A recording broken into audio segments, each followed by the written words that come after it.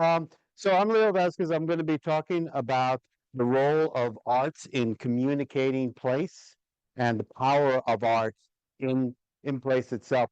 So, but what I want to do is start with an artistic exercise. And don't worry, I'm not going to ask you to draw anything or do a dance or sing anything. Although if I do hear your ringtone, yeah, you're going to have to dance to it. But what I want you to do this exercise, I just want you to imagine that you're in a forest, a really healthy forest. You can close your eyes, it could be forest in spring with the lime green leaves and the enthusiastic sound of birds. I mean, think about how it feels, it smells, how it sounds, everything, all your senses in place. Um, and think about what makes that forest so healthy and so nice and so wonderful to be in. Okay. Um, okay. Do you have that image in your mind now? Okay. So if you're probably thinking, okay, well, it's a relationship. It's not just the trees, it's the leaves, it's the relationship of the sun and the birds and all the things that you can see and hear and feel, etc. But there's actually more to it. Um, we know now that a healthy forest depends on what's known as the mycelial network. That is networks of fungi that are nourishing the roots that are the roots and the fungi are actually sharing nutrients. And places are like that. We think about the places, the things we can see, right? The trees, the houses, the way people are walking around. But what is making a place, what creates a place, is how we think about it and how we share ideas about it, what we say to one another. Because spaces exist in reality in geography, objectively. Spaces exist objectively, locations exist objectively, but places are entirely mental constructs. They exist only here and what we share with one another. And places have they share what we think about their purpose and what their attributes are, essentially what their personalities are. Um, I'm kind of a comic book fan, and I got to tell you, one of my favorite characters is in DC Comics Doom Patrol.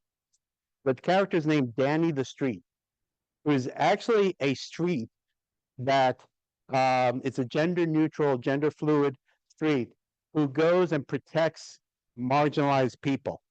The nerds, the geeks, the people who didn't get picked for basketball or kickball. Um, we can think it. I mean, if we've ever felt like that, we can think about places that do that for us, right? The places that we would go to where we can feel safe, where we can feel so. Places are not prescient as far as we know, in the street, but they do have personality, and we do interact with them. So I'm going to just, for the sake of time, I'm just going to pass through few of my slides here. If you really want to experience all these slides after watching hundreds of slides today, you should really see somebody about that because that's not healthy.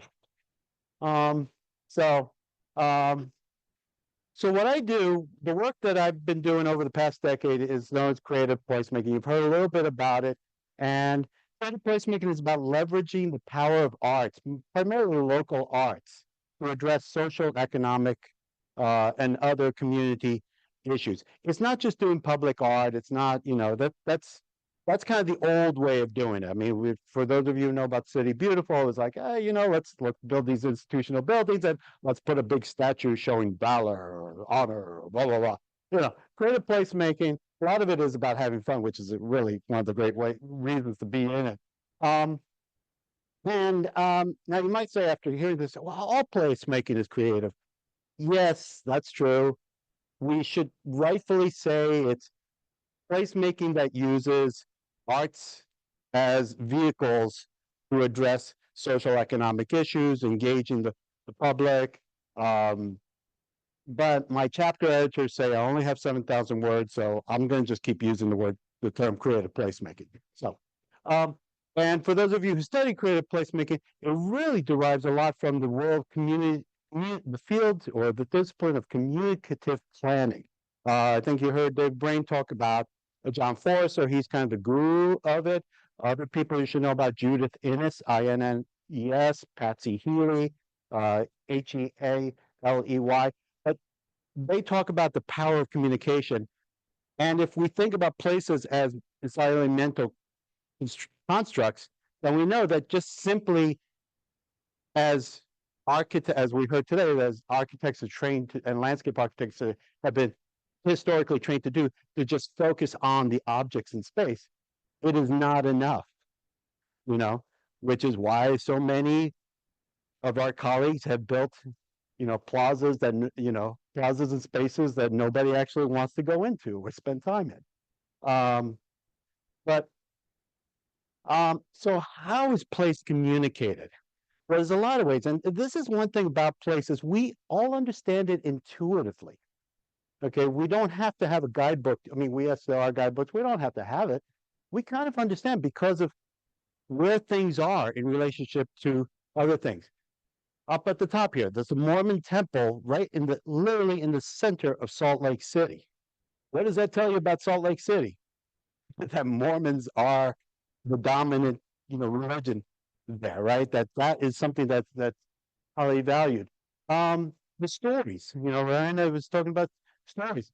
The mural on the bottom there, Joplin, Missouri, site of some of the worst tornadoes in the U.S. I think more than a dozen people killed. There were stories that came out about the butterfly people, that the people who had wings, who would save people from the tornadoes, and those became part of the art. There's murals all around town about the butterfly people. It is now part of the legend of this town. And of course, just even the signs here, slow children at play. This tells us, okay, we value kids here. You slow down. Okay. We respect your rights, but damn it, our kids are more important right now. So public art. Now, I'm going to use the term broadly. So public art is not just the murals, it's not just the statues, it's everything. It's events, it's the storytelling, it's the films, everything that is art, that is creatively prepared, is part of it. And what does it convey? Now, you'll see here there's two columns. One is authorized art and unauthorized art. Authorized art is stuff that, we get the Arts Council in the city says, oh, I'm going to give you a grant to do a nice mural. The unauthorized art, we used to call it street art, the graffiti, but street art is now street art is now, millions of dollars in galleries. So I'm going to call it unauthorized art, the art that shows up when nobody told anybody to do it. And maybe nobody, a lot of people get upset about it. But what does this authorized art tell us? Well, it tells us about who is valued and what is valued.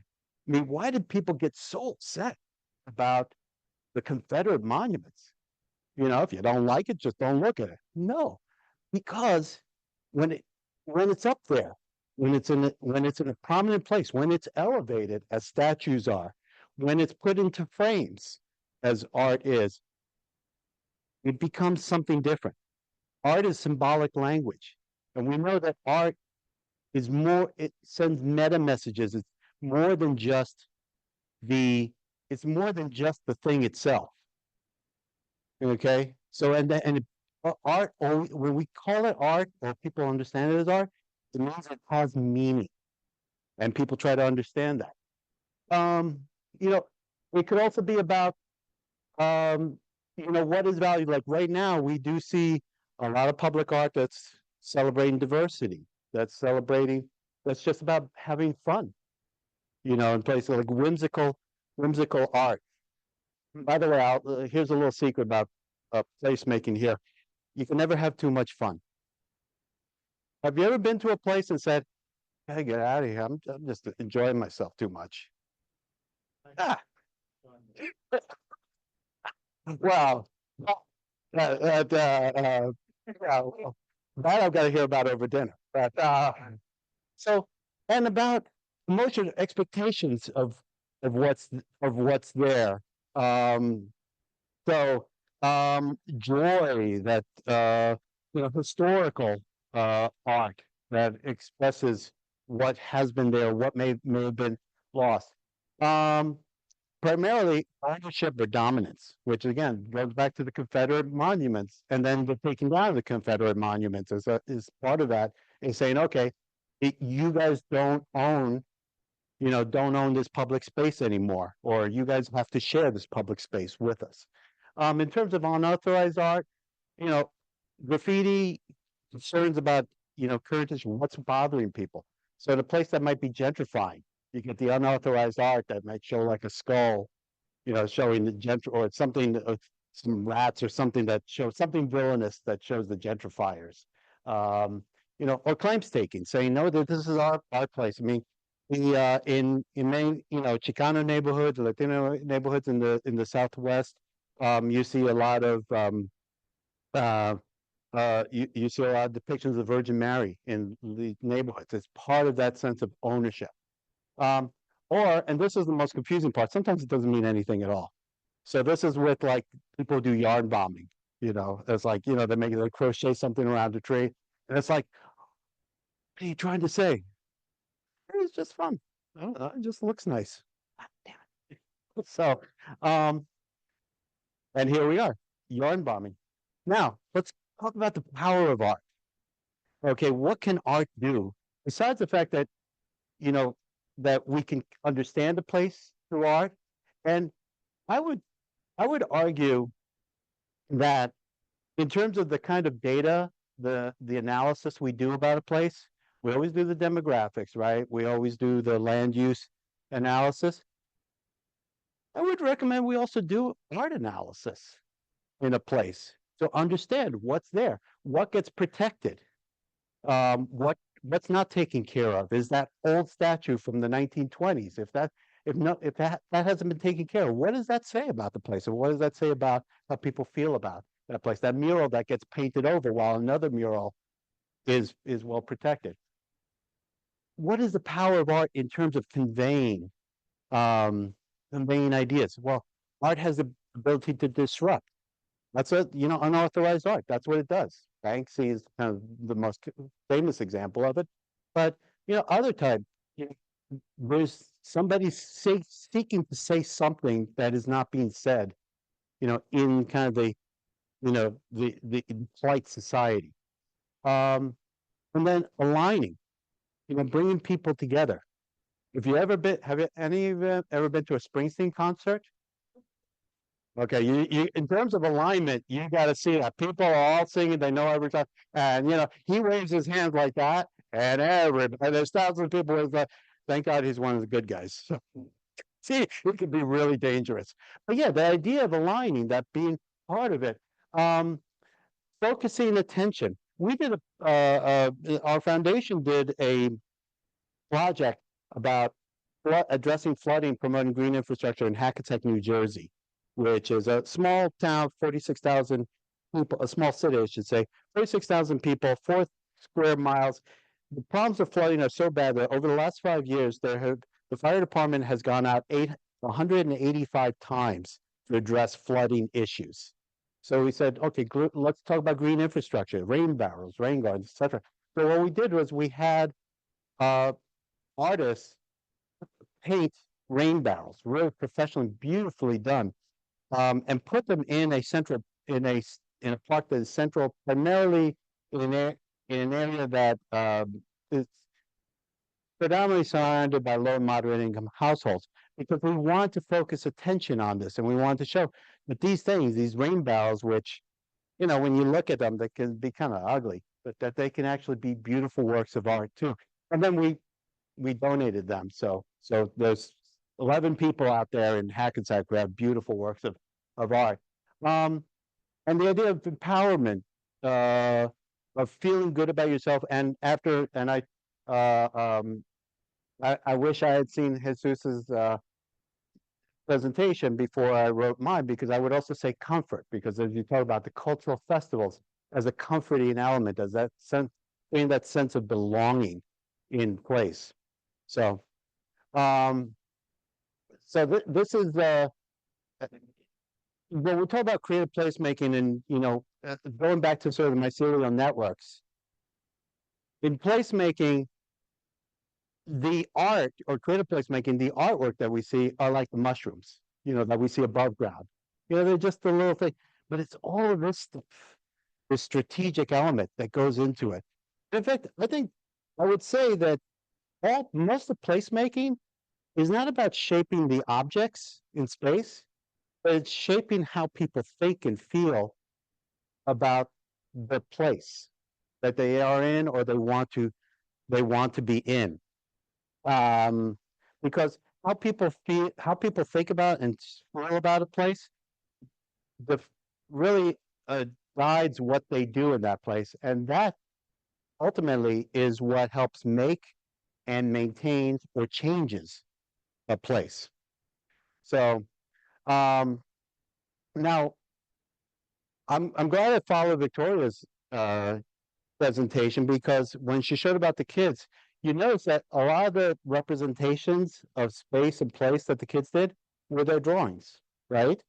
So this is so creative placemaking is not just about having, I mean, it's not about using the power to instruct people, the power of art to instruct people and have an artist do professional thing, but it's about engaging people in art making.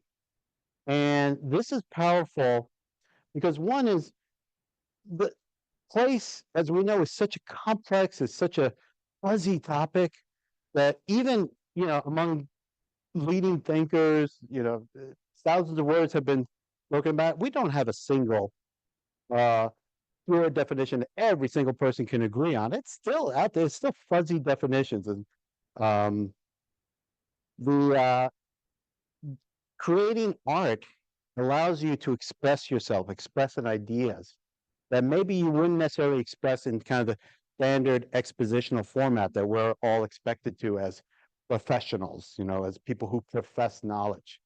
Um, Importantly, though, the a lot of people, and I think somebody said this, and I'm sorry I forgot who, but said that people think, well, places there because that's kind of the way it is, or somebody else is doing that, and it's very dispiriting. It's feel that way. It increases a sense of powerlessness, and so just the art making itself helps us with the conversation about place, helps people to see that places can be made and that they can play a role in making that place. And one thing that I love about this work is you get to you ask people to draw something or construct something like this. This is part of a place it uh, uh, workshop by my friend James Rojas, who you haven't worked with him. He is great. He's a planner and artist out in California. Whereas people go, I'm not creative. I don't want to draw. I don't know. I don't want to do this. Everybody's creative. Okay. It's just the unleashed creativity. And the thing is, people are so afraid to do something wrong because, you know, professionals, again, we're supposed to profess knowledge. And if you don't know something well, then you're wrong. There's something's wrong with you. With art, it's like, all right, you didn't paint that the color you wanted. You just paint it over. So it's so empowering. It's so freeing. And so when we can engage people that way, um, we can then, and it's not a major epiphany necessarily. It's just a little movement, but it's incremental, but it helps people feel more comfortable in that conversation. They do feel empowered. Um, so, and the great thing too is people have fun. And one thing about one thing that what one thing that when people are having fun, they don't yell at each other. It's like King Harvest said, you can't dance and stay uptight. So, uh, it wa-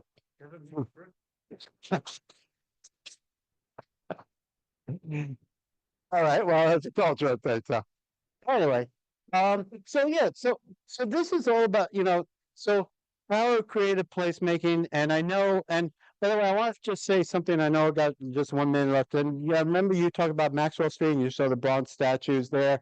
And and I didn't know how you felt about the bronze statues in Maxwell Street, but I will say that one of the things that I saw as a creative placemaker is that those statues were there, that art was there to help ensure that the memories of the people of some of the people who were there would not be erased because of the reason that statues help to, that public art helps to uh, focus attention on what is important. So I hope I've given you some background on art and creative placemaking, and I hope in your own research and your own future work that you will not only incorporate art, but look at art as a valuable tool for your understanding of place.